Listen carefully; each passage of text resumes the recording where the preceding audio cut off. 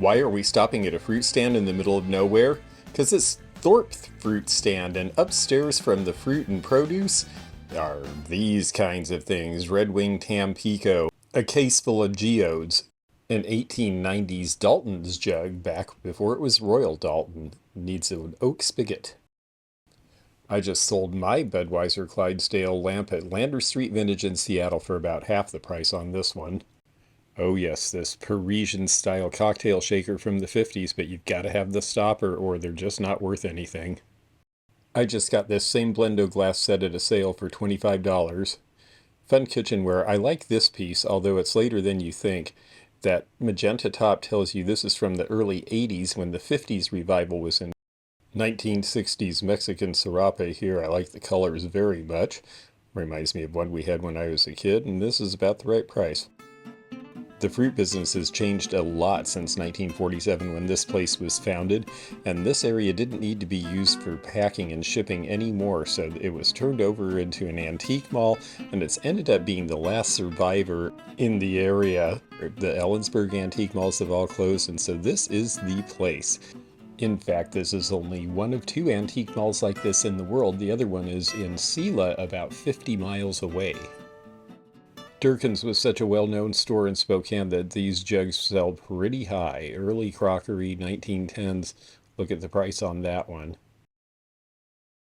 The Seattle seltzer bottle and the whiskey bottle from the early 1900s are joined by a plate commemorating the first bride in Puget Sound and a really cool 50s radio up there.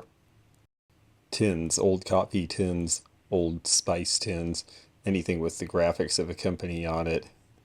Especially the factory buildings from about 1900. These are always of interest, and you can see the price according to. This one's a little later in time, but still all cotton, good colors, very strong, priced well for what it is if you were going to use it. It's very nicely sized. Enjoy, it's the ubiquitous Penguin Hot Cold Keeper from West Bend. Great product though, that's why we see so many of them and people do buy them. This space capsule looking radio is one of the best shapes I have ever seen, and there's another good transistor. Lots of good radios at this place this time.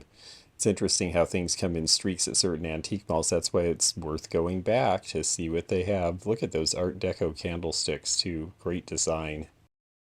That's why even though I've done a video from here before, I decided to come back and show you again because there are different things here and people move in and out.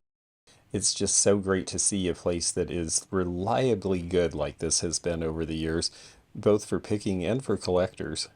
I like this a lot with the Bakelite, but that's a little bit sprung, it looks like. I don't think that's going to shut, is it? Because otherwise they would have had it shut. Yeah, boy, that's a neat piece, but I don't think it works completely right. We're across the country from where flamingos are known, so we're going to see if this might be a good deal. Definitely looks like a 50s design and coloration, not one of the 80s repops, but the price. Here's for the peppers in our audience. Here's good reading for sophisticates like me. Mad Magazine, definitely a shaper of my childhood sense of humor. Saturday Evening Post was in our house. Magazines were still a big thing all through the early 1980s, and then cable TV pretty much killed any extra time.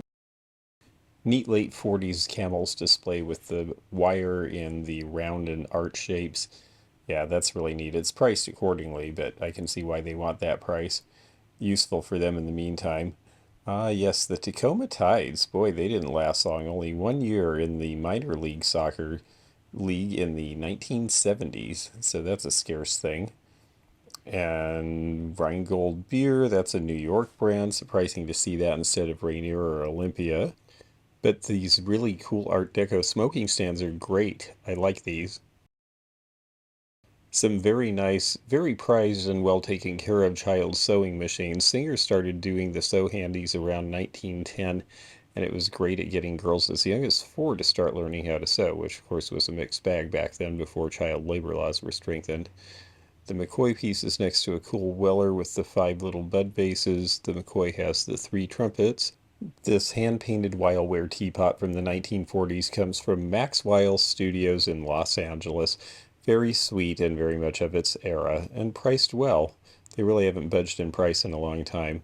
A lot of fun 1930s, 40s, 50s housewares. This is a very rich cranberry glass piece by Pilgrim Glass from the 1980s. I just sold this same exact lane of California TV lamp with the two birds. Mine had a chip on the back, so it went for about half of this price. If you like quick short form content, please do subscribe to the Antique Nomad Shorts. We get to put announcements about things we're doing. It's information that's a little more timely and a little more fast in the antique and vintage realm. Anchor Hawking shot glass set was one of the first things I picked up, but mine had the decanter in the bottom when I first got it, and that was when I first started in the business. There is even more upstairs, yes, an entire floor, and look down at that old farm wagon just suspended in midair over the produce.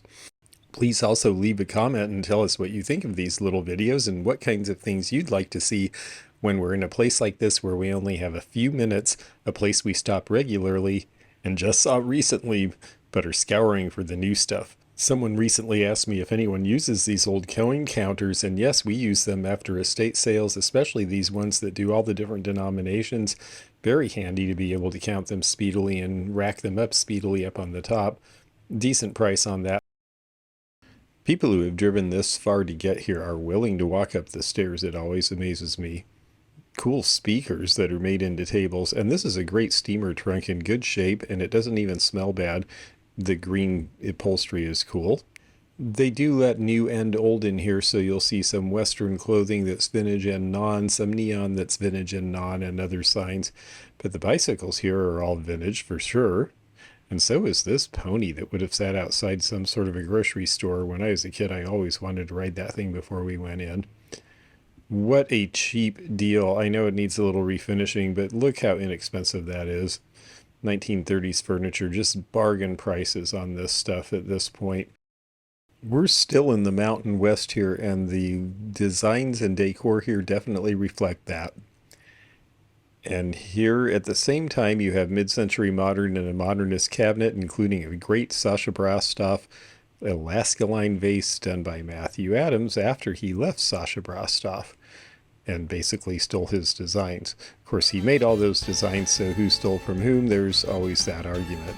This is a nice piece, and it's priced pretty well, actually. You can get some good deals on MCM in this area because we are far away, but we are still on a corridor that goes to major cities. These are Harmony House, sold by Sears originally. Again, 60s pattern. And one last showcase, let's show these ceramic arts wall dancers. I just love seeing them in a pair. Well, I've got 7 hours driving to do today still, so I'm going to head on out and see you later.